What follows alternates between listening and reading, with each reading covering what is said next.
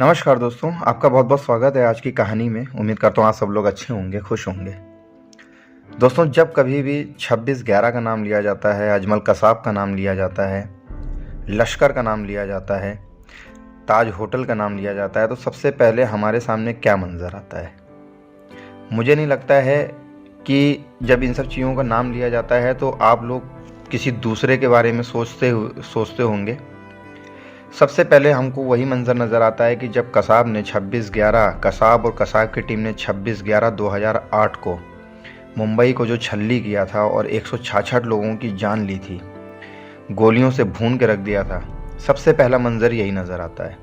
फिर चाहे वो ताज होटल हो, ओबराय होटल हो, CST स्टेशन हो, स्कूल कॉलेज हों, हॉस्पिटल हो, जहाँ जहाँ उन्होंने हमला किया, जहाँ जहाँ उन लोगों को जो लोग मिले, उन्होंने किसी को, बच्चों को बच्चा, बड़ों को बड़ा, औरत को औरत नहीं समझा।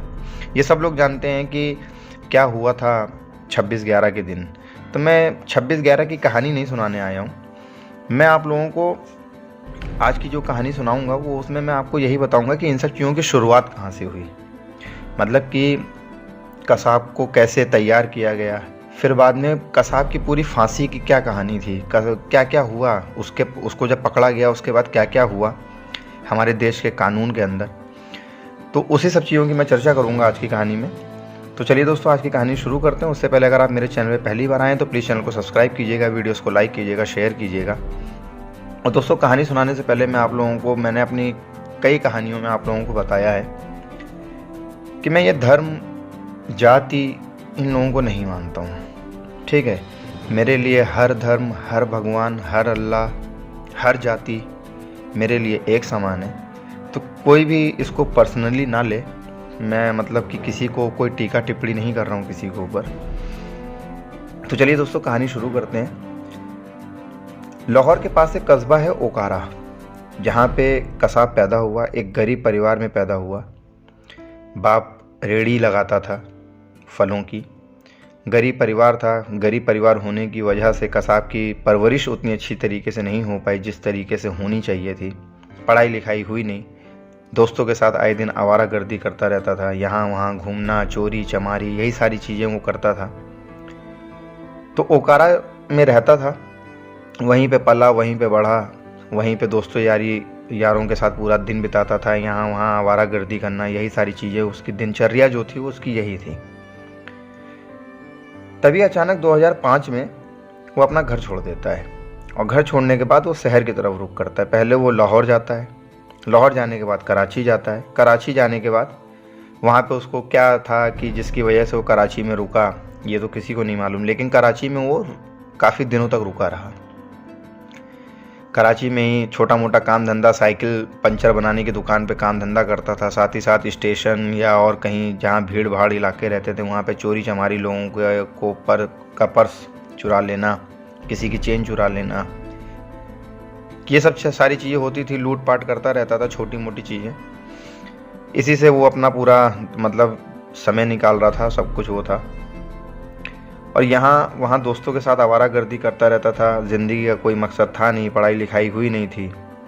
कराची में यहाँ वहाँ घूमता रहता था, चोरी चमारी करके पैसे कमाता था, उसी से अपना पूरा पालन पोषण करता था। माँ बाप की कोई चिंता थी नहीं उसको। और ऐसे लोगों पे ही आतंकी संगठन जो होते हैं वो नज़र बना के रखते हैं और ऐसे ही लोगों को वो लोग ढूंढते हैं।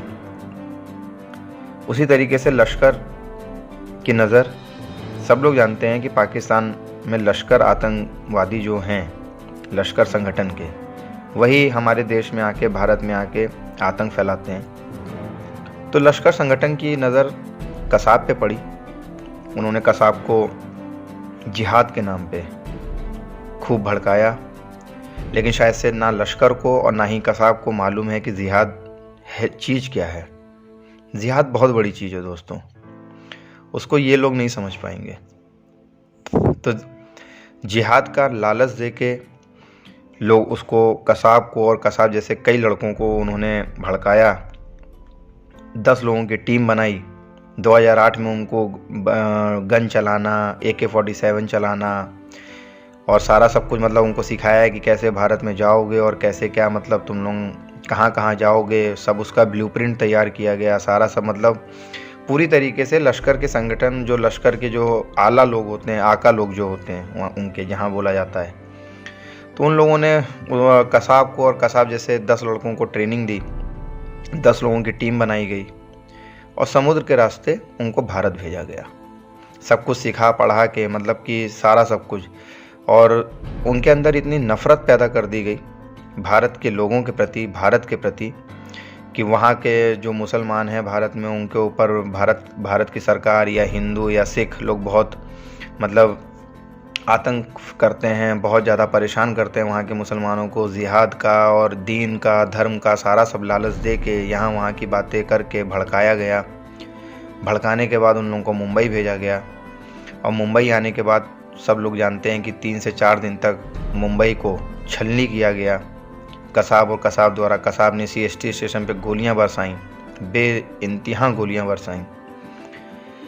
बच्चों को बच्चा नहीं समझा, औरतों को औरत नहीं समझा, आदमी को आदमी नहीं समझा, बस जो सामने आया उनको भूनते चले गए। और उस अटैक में 166 लोगों की उन 10 लोगों ने मिलकर हत्या कर दी। कसाब के साथ साथ उसके जो और दूसरे साथी थे वो अलग अलग मुंबई के अलग अलग जगहों पे जाके, ओबराय होटल, ताज होटल, हॉस्पिटल, वहाँ जा जाके जो मतलब गरीब अमीर सबको जो सामने आता था उनको मार देते थे, गोलियों से भून देते थे। तो ये सारी चीज़ें 3-4 दिन तक चलती रहीं। उन आतंकवादियों के बीच, उन 10 आतंकवादियों के बीच और पुलिस के बीच मुठभेड़ हुई, जिसमें 9 आतंकवादियों को मार दिया गया। लेकिन जिंदा जो पकड़ा गया वो कसाब पकड़ा गया। कसाब को गोली ज़रूर लगी थी, लेकिन ट्रीटमेंट करवा के उसको सही कर दिया गया, क्योंकि पुलिस भी ये चाहती थी कि कोई एक शख्स तो ऐसा मिले जो ज़िंदा पकड़ा जाए, ताकि हम लोग ये चीज़ समझ सकें, ये चीज़ जान सकें कि ये सब चीज़ें किसने करवाई, कहाँ से हुई, किसका हाथ है इन सब चीज़ों में। तो कसाब जिंदा पकड़ा गया और जिंदा पकड़ने के बाद उससे पूछताछ हुई। उसने पाकिस्तान का नाम लिया, लश्कर का नाम लिया, लेकिन पाकिस्तान से जब पूछा गया तो पाकिस्तान ने साफ मना कर दिया, मुकर गया वो। उसने तो कसाब को भी पहचानने से मना कर दिया, उनके जो आका थे उन्होंने मना कर दिया। खैर पाकिस्तान मुकर गया। कसाब ने पूरा सब सच बताया, मतलब न्यूज़ चैनल में उसका लाइव इंटरव्यू चला, सारा सब कुछ। पाकिस्तान का उसने साफ साफ नाम लिया, लश्कर का नाम लिया, ISI एजेंट्स का नाम लिया, सारा सब चीज़ें उसने बताई कि इस तरीके से हम लोगों को तैयार किया गया पाकिस्तान की सरजमी पे और हम लोगों को वहाँ से भेजा गया सिखा पढ़ा के, दीन के नाम पे, जिहाद के नाम पे, धर्म के नाम पे, जिसकी वजह से हम लोग उनकी बातों में आ गए और ये सारी चीज़ें हम लोगों ने करी। खैर ये तो था कि मतलब कसाब को पकड़ा गया। कसाब को पकड़ने के बाद लोअर कोर्ट ने उसको फांसी की सज़ा सुनाई। मतलब कि 26/11 के अटैक के बाद 27 नवंबर 2008 को कसाब को ज़िंदा पकड़ा गया। ज़िंदा पकड़ने के बाद उसके ऊपर केस चला, जांच पड़ताल चली, उसने सबका नाम बताया, पाकिस्तान का, लश्कर का, सारा सब कुछ नाम बताया, लेकिन पाकिस्तान मुकर गया, ये बात एक अलग है।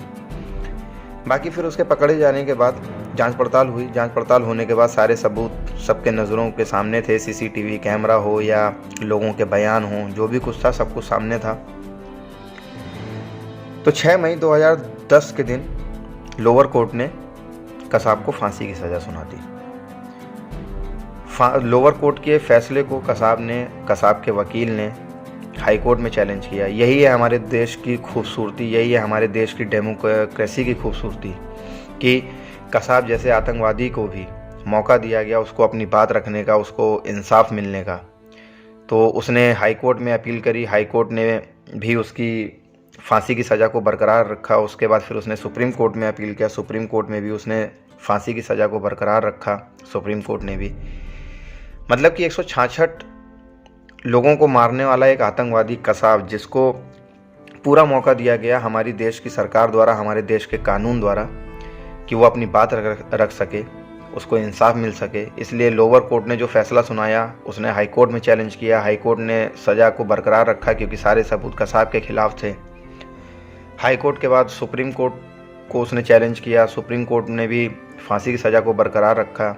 उसके बाद फिर उसने सुप्रीम कोर्ट के मतलब फांसी की सज़ा देने के बाद उसने दया याचिका दी प्रेसिडेंट को, मतलब कि हमारे जो देश के प्रेसिडेंट होते हैं, राष्ट्रपति होते हैं, उनको सुप्रीम कोर्ट के फैसले के बाद एक रास्ता और रहता है अपराधियों के पास कि वो दया याचिका के लिए सुप्रीम कोर्ट को अर्जी लगा सकते हैं। कसाब के वकील ने प्रेसिडेंट को, हमारे देश के प्रेसिडेंट को दया याचिका भेजी, क्योंकि 2012 में सुप्रीम कोर्ट ने जो फैसला सुनाया था, उसकी जो फांसी की सज़ा को बरकरार रखा था, 2010 में लोअर कोर्ट ने रखा, 2011 में हाई कोर्ट ने पूरी सुनवाई चली, हाई कोर्ट ने रखा और 2012 में सुप्रीम कोर्ट ने रखा। तो 2012 में सुप्रीम कोर्ट की फैसले के बाद उसने प्रेसिडेंट को, हमारे देश के प्रेसिडेंट को दया याचिका की अर्जी लगाई, दया याचिका की अर्जी लगाई गई और 5 नवंबर 2012 को इंडिया के प्रेसिडेंट कसाब की दया याचिका को खारिज कर देते हैं। उस समय हमारे, मतलब जो प्रणब मुखर्जी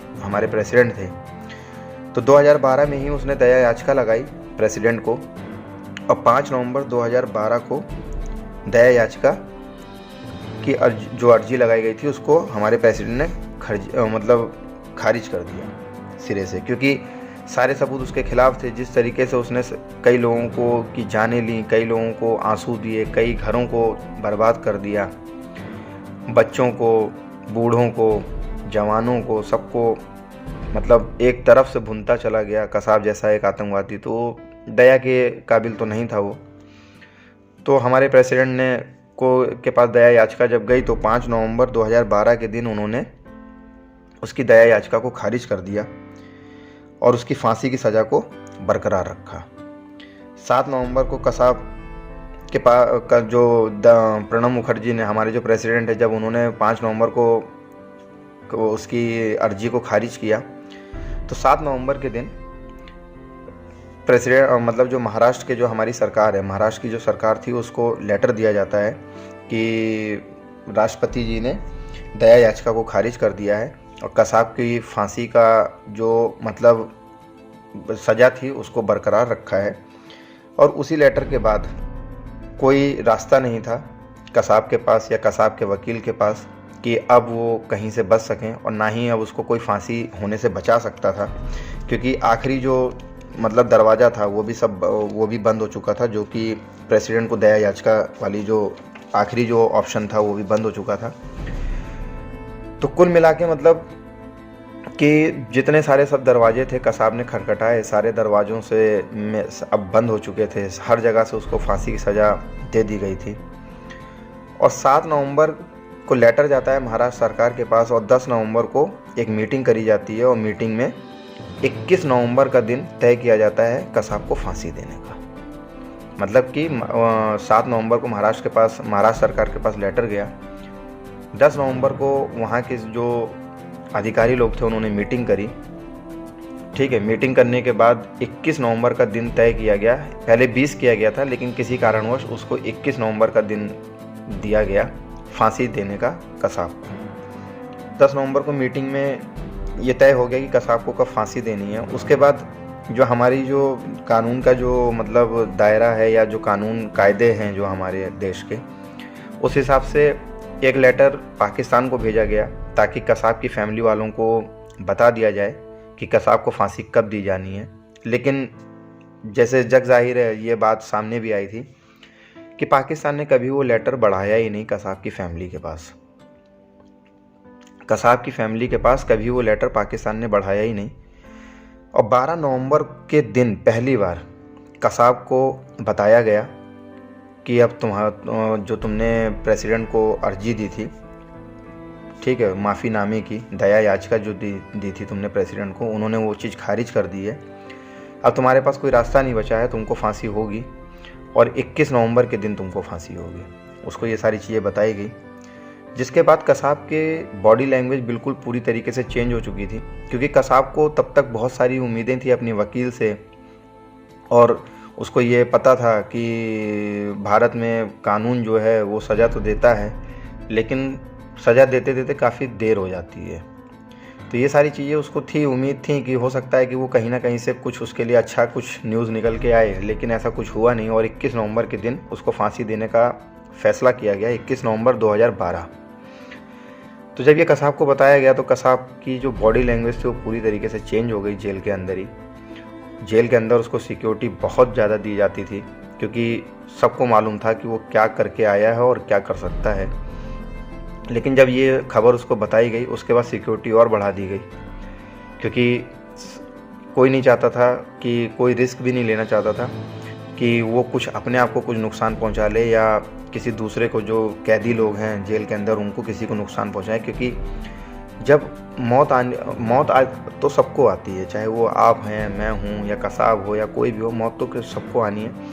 लेकिन मेन चीज़ ये है कि जब मौत का दिन पहले से पता हो कि इस तारीख को तुमको मरना है, तो उस शख्स से पूछो कि उसको कैसा फील होता है, वो किस तरीके से वो दिन निकालता है और किस तरीके से वो मतलब जीता है। उसी तरीके से कसाब की हालत हो गई थी। तो इसकी सिक्योरिटी इतनी बढ़ा दी गई थी ताकि वो अपने आप को कुछ नुकसान ना पहुंचा सके या किसी दूसरे को कोई नुकसान ना पहुंचा सके जो अन्य कैदी थे उस जेल के अंदर। उसकी सिक्योरिटी बहुत ज़्यादा बढ़ा दी गई थी। बॉडी लैंग्वेज से पूरी तरीके से लग रहा था कि अब कसाब मतलब एक दया टाइप की आती है। जिस तरीके से पुलिस वालों ने बयान दिया, डॉक्टर्स ने बयान दिया, मेडिकल भी करवाने जाते थे उसका, तो डॉक्टर्स ने भी काफ़ी सारा बयान दिया कि वो रात के समय पे चीखता था, चिल्लाता था, माफ़ी मांगता था। जब अधिकारियों को देखता था, पुलिस अधिकारियों को, तो उनसे माफ़िया मांगता था कि मुझे माफ़ कर दो, ये मेरे से गलती हो गई। जब मतलब ये सारी चीज़ें जब उसके साथ होने लगी तो उसकी बॉडी लैंग्वेज पूरी तरीके से चेंज हो गई। अब अजमल कसाब वो कसाब नहीं था जो 26/11 के दिन दिखाई दिया था। तो 12 नवंबर को उसको बताया गया। उसके बाद उसने खाना पीना सब कुछ छोड़ दिया। दिन में 5 बार नमाज भी पढ़ने लगा। मतलब कि कुल मिला के उसका पूरी तरीके से जो दिनचर्या थी वो पूरी तरीके से चेंज हो चुकी थी। ऐसे करते कुराते हफ्ता भर बीतता है। 19 नवंबर का दिन आता है। 19 नवंबर को अब 17 लोगों की टीम बनाई जाती है, बहुत ही खुफिया तरीके से, क्योंकि अभी भी मीडिया में ये बात लीक नहीं हुई थी कि कसाब को फांसी दी जा रही है और कब दी जा रही है। तो 19 नवंबर के दिन 17 लोगों की टीम बनाई जाती है बहुत ही खुफिया तरीके से, क्योंकि किसी को ये जानकारी नहीं थी, चाहे सिविलियंस हों, चाहे मीडिया हो, चाहे भारत की और अन्य जनता हो, उनको किसी को ये नहीं मालूम था कि कसाब को फांसी किस दिन दी जानी है। टीम बनाने के बाद 17 लोगों की जो टीम थी, जिसको लीड कर रहे थे राकेश मारिया जी, जिन्होंने 26/11 का पूरा मतलब कि सब कुछ उन्होंने ही देखा था। 26/11 का जो खोजबीन, जांच पड़ताल जो भी कुछ होनी थी वो 26/11 की राकेश मारिया जी ने ही करी थी। तो जब 17 लोगों की टीम बनाई गई तो जो 17 लोग थे, इस ऑपरेशन को इतना खुफिया रखा गया था, कसाब को फांसी देने का जो ऑपरेशन था इतना खुफिया रखा गया था कि उन 17 लोगों को 19 नवंबर को टीम बनाई गई। 21 नवंबर को कसाब को फांसी देनी थी। तो ये जो 3 दिन थे, ये 3 दिन उन 17 लोगों को ना किसी से मिलने दिया गया, ना किसी उनको फैमिली वालों के पास जाने दिया गया, ना उनको घर जाने दिया गया, और ना किसी को उनसे बात करने की इजाज़त थी उन 17 लोगों की से जो जिनकी टीम बनाई गई थी। क्योंकि हमारी सरकार, हमारी कानून कोई भी रिस्क नहीं चाहती थी, क्योंकि सबको ये डर था कि अगर कुछ ऐसी कोई बात बाहर लीक होगी तो देश के अंदर कुछ ऊंच नीच ना हो, कहीं लड़ाई दंगे फसाद ना हो, जिसकी वजह से जो 17 लोगों की टीम बनाई गई थी, जो फांसी देने का जो क्राइटेरिया होता है हमारे देश का, राकेश मारिया जी उसको लीड कर रहे थे। उन लोगों का मोबाइल तक सबका ले लिया गया था, किसी से ना बात करने दिया जाता था, ना किसी से मिलने दिया जाता था। 3 दिन तक एक तरीके से उनको क्वारंटाइन करके रखा गया था। अब 20 तारीख आती है। 20 तारीख को जो कसाब था वो अभी तक मुंबई के ऑथर रोड जेल में बंद था। लेकिन जब 21 नवंबर से एक दिन पहले, मतलब कि 20 नवंबर को कसाब को ऑथर रोड से पुणे के यरमदा जेल में लेके जाया जाता है, क्योंकि जो ऑथर रोड था वहाँ फांसी देने की कोई मतलब प्रक्रिया नहीं थी। फांसी जिसको देना रहता था वो पुणे के यरमदा जेल में दी जाती है। तो 20 नवंबर की रात को बहुत ही खुफिया तरीके से उसको ये पुणे के यरमदा जेल लेके जाया जाता है एक वैन में, जिसमें प्रिजनर वैन रहती है, जिसमें कैदियों को ले जाया जाता है। उसके बाद 20 तारीख की रात में ही वो लोग वहाँ पुणे के यरमदा जेल में पहुँच जाते हैं। मतलब शाम के टाइम पे निकले थे और रात के समय पहुँच गए थे। पहुँचने के बाद कसाब को नहाने के लिए पानी दिया जाता है। कसाब नहाता है। अभी भी वो रो रहा था, गा रहा था, और उसको ये पता चल चुका था जब उसको शिफ्ट किया गया मतलब ऑर्थर रोड से पुणे के यरमदा जेल में, तो उसको ये पता चल चुका था कि अब उसका दिन पास आ गया है और उसको कभी भी फांसी दी जा सकती है। इसके बाद उसकी हालत और ख़राब थी। उसकी बॉडी लैंग्वेज से ही लग रहा था कि कसाब को क्या फील कर रहा है। ये चीज़ उसकी बॉडी लैंग्वेज से साफ साफ पता चल रही थी। रो रहा था, चिल्ला रहा था, बिलख रहा था। लेकिन मुझे नहीं लगता है, मैं अपनी सोच बता रहा हूँ कि मुझे नहीं लगता है कि किसी को उस पर दया आई होगी, क्योंकि 26/11 के दिन यही कसाब बेइंतहा लोगों को भून रहा था गोलियों से, बेइंतहा लोगों को मार रहा था। जब उसने दया नहीं दिखाई किसी के ऊपर, तो कोई क्यों दिखाएगा उसके ऊपर दया। और कहावत भी रही है कि जैसी करनी वैसी भरनी। खैर 20 नवंबर की रात या पुणे के यरमदा जेल में कसाब को लेके आया जाता है। उसको नहाने के लिए पानी दिया जाता है। वो नहाता है, नमाज़ पढ़ता है। नमाज़ पढ़ने के बाद उसको जिस कोठरी में रखा गया था, उस कोठरी में 3 से 4 पुलिस वाले जाते हैं। उससे आखिरी इच्छा पूछते हैं। और जब उससे आखिरी इच्छा पूछते हैं तो सबसे पहले तो वो रोता है, बिलखता है, दया मांगता है, कहता है कि मुझे माफ़ कर दो किसी तरीके से। क्योंकि उसको यही नहीं था कि अब मैं किससे दया मांगूँ, किससे क्या करूँ। तो जिसको भी देखता था, चाहे वो हवलदार हो, चाहे वो बड़ा अधिकारी हो, चाहे छोटा अधिकारी हो, सबसे माफ़ी मांगता था ताकि किसी तरीके से उसको फांसी ना हो। खैर उससे जब आखिरी इच्छा पूछी जाती है तो वो बोलता है कि मुझे मेरी अम्मी से बात करनी है। और यही हमारे देश की एक और जो खूबसूरती मैं बता रहा हूँ हमारे देश के कानून की, ये सुनने के बाद महाराष्ट्र की सरकार सेंट्रल गवर्नमेंट को रात के समय ही बताती है। सेंट्रल गवर्नमेंट एक फ़ोन कॉल जो है पाकिस्तान की गवर्नमेंट को फ़ोन करती है, जो एम्बेसी है पाकिस्तान की एम्बेसी साफ मना कर देती है कि जब कसाब हमारे देश का है ही नहीं तो उसकी फैमिली यहाँ पे कहाँ होगी। क्योंकि वो जानते थे कि अगर बात करवा देंगे तो पाकिस्तान का सीधा सीधा नाम आ जाएगा। तो पाकिस्तान हर चीज़ को मना कर रहा था कि ना हम कसाब को जानते हैं और ना ही कसाब यहाँ का रहने वाला है और ना ही कसाब की कोई फैमिली का मेंबर यहाँ रहता है। खैर फिर ये सारी बातें कसाब को बताई गई और शायद से अब तक कसाब को ये पता चल चुका था कि जिस देश के लिए वो हमारे देश में आके जिन आकाओं के लिए, जिस संगठन के लिए वो हमारे देश में आके लोगों को मारा, कत्लेआम किए, वही देश अब उसको पहचानने से इनकार कर रहा था। वही आका लोग उसको पहचानने से इनकार कर रहे थे। वही संगठन उसको पहचानने से इनकार कर रहा था। लेकिन अब इन सब चीज़ों का कोई फ़ायदा नहीं था। खैर आखिरी इच्छा होने ये तो पूरी नहीं की जा सकी। उसके बाद उससे पूछा जाता है कुछ खाओगे, कुछ पियोगे। वो साफ मना कर देता है कि नहीं, मुझे अब कुछ खाना नहीं है, कुछ पीना नहीं है। और सही तरीके से बोला जाए तो कसाब पूरी तरीके से अंदर से टूट चुका था और उसको ये पता चल चुका था कि मुझे अब फांसी होने से कोई नहीं बचा सकता है।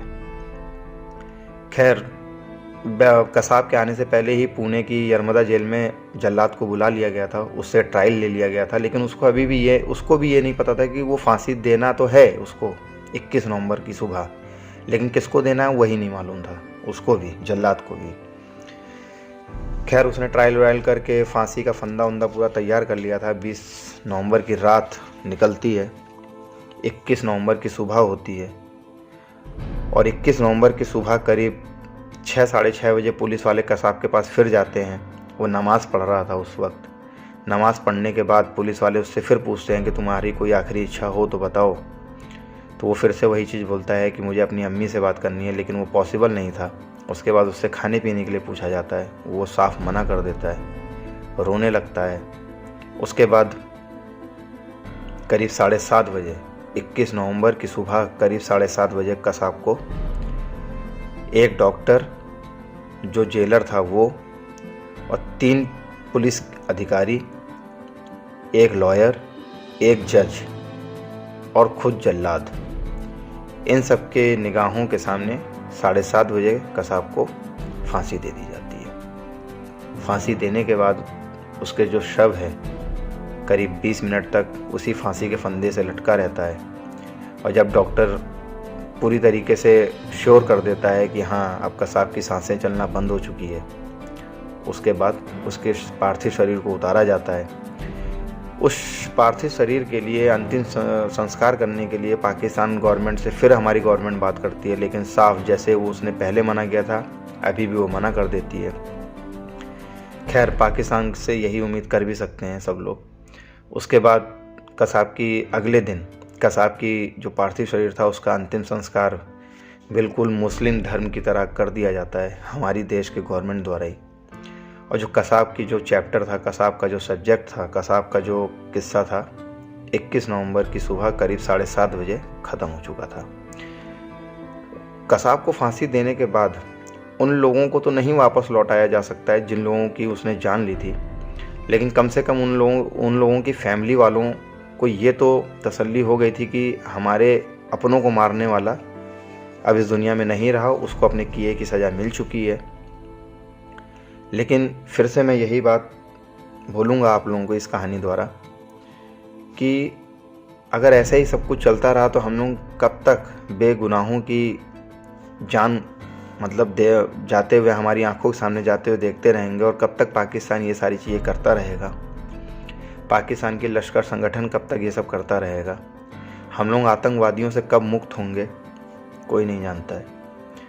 तो ये थी पूरी कहानी कसाब को फांसी देने की। कब से ये सारी चीज़ें 26/11 की बुनियाद कहाँ से रखी गई, 26/11 के दिन क्या हुआ, और 26/11 के बाद जब कसाब को पकड़ा गया तो फिर उसके बाद पूरी कहानी कसाब की फांसी की। तो उम्मीद करता हूँ आप लोगों को कहानी अच्छी लगी होगी। अगर कहानी अच्छी लगी हो तो प्लीज़ चैनल को सब्सक्राइब कीजिएगा, वीडियोज़ को लाइक कीजिएगा, शेयर कीजिएगा। तब तक के लिए धन्यवाद।